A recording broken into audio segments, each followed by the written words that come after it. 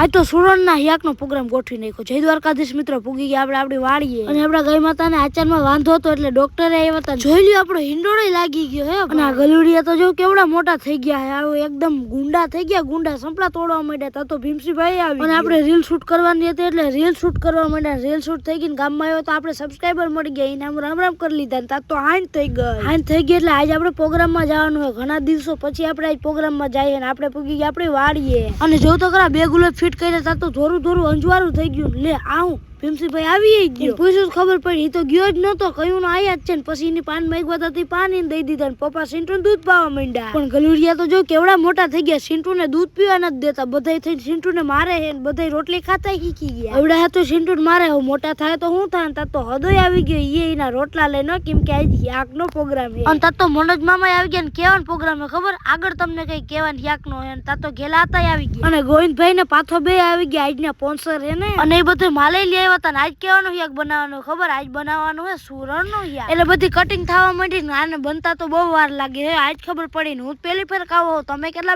ફેર ખાવો જરા કોમેન્ટ કરી દે. અને આ બે બાપ દીકરા તો જો ગલુડી લઈને ફોટા પાડવા માંડ્યા ને ફાઇનલી થોડીક વાર પછી યાક બની ગયું. એટલે સુફરિયા પથરાવા માંડ્યા ને યાક આવી ગયું ને બધા સામાને આવી ગયો. ડુંગળી આવી ગઈ, ડુંગળી મોરાવા માંડી. અને સુરણ નું યાક પહેલી ફેર સાખ્યું કે કેવું હોય. અને જો તો યાક ગરમ હતું તો આ બે બાપ દીકરો ખાવા માંડ્યા. અને હજી તો મારા ઘર તો કોઈ આવ્યું જ નતું, ખાલી ડુંગળી આવી હતી ને ફાઇનલી યાક આવી ગયા ને રોટલા આવી ગયા. હવે આપણે ખાઈ લે. બાકી આજનો મિલે ગાય પૂરો. Tata bye bye.